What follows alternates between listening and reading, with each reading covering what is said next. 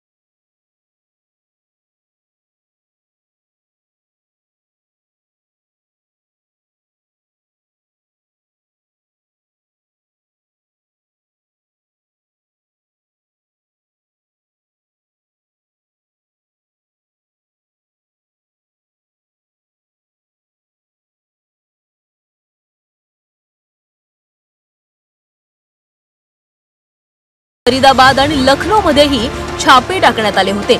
महिनाभरापूर्वीच्या छाप्यात 769 वस्तू